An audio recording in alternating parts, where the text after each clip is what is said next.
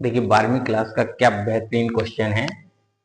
Vector से यानी सदिश से सॉल्व करने का मेथड देखिए, आसान शब्दों में बताएं, बहुत ही सिंपल तरीके से, और बोर्ड एग्जाम के लिए बहुत ही महत्वपूर्ण क्वेश्चन है।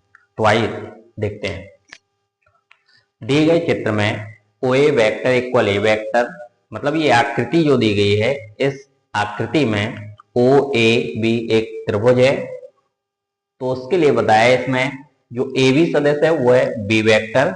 ए बी सदिश बी वेक्टर को निरूपित कर रहा है, ओ ए वेक्टर ए वेक्टर को निरूपित कर रहा है। तो ओ बी वेक्टर और सी डी वेक्टर ज्ञात करना है, निकालना है। ओ बी वेक्टर ये फाइंड करना, और सी डी वेक्टर ये भी ज्ञात करना है। जबकि सी कोमा डी क्रमशः ओ ए और ए बी के मध्य बिंदु हैं।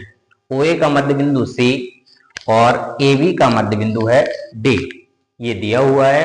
फाइंड करना है, दो वैल्यू फाइंड करनी है, एक ओ बी और दूसरी वैल्यू फाइंड करना है सी डी।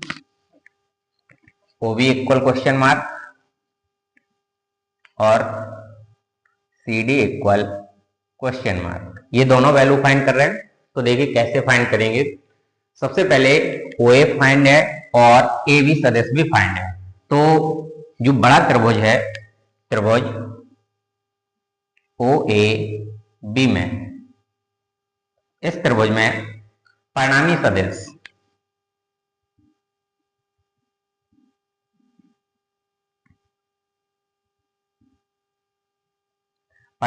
बना रहे हैं। यहाँ पर जो सदिश अपन को फाइंड करना है ओ बी सदिश, इसको परिणामी सदिश बनाएंगे। ओ बी सदिश इक्वल, इसमें तीर की नोक इस प्रकार से चल रही है, तो बाकी दोनों सदिशों में तीर की नोक इस प्रकार से ही चलेगी, यानी कि ओ ए सदिश प्लस ए बी सदिश, ओ ए सदिश प्लस ए बी सदिश। ये ओ बी सदिश परिणामी सदिश ओ ए सदिश और ए बी सदिश के योग के बराबर हो जाएगा। वैल्यू दी गई है ओ ए सदिश के लिए ए वेक्टर और ए बी सदिश के लिए भी वैल्यू फाइंड है बी वेक्टर, ये हो गया ओ बी सदिश, ये ज्ञात हो चुका। अब फाइंड करना है दूसरा सी डी सदिश। सी डी सदिश ये है, ज्यामिति में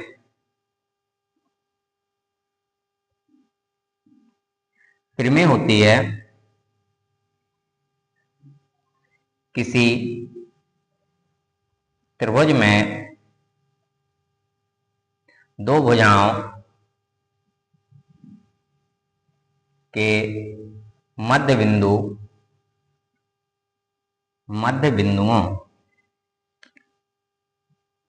को मिलाने वाली रेखा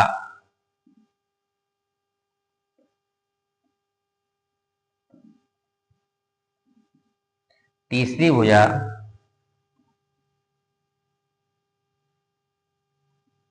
के समांतर और लंबाई में आधी होती है।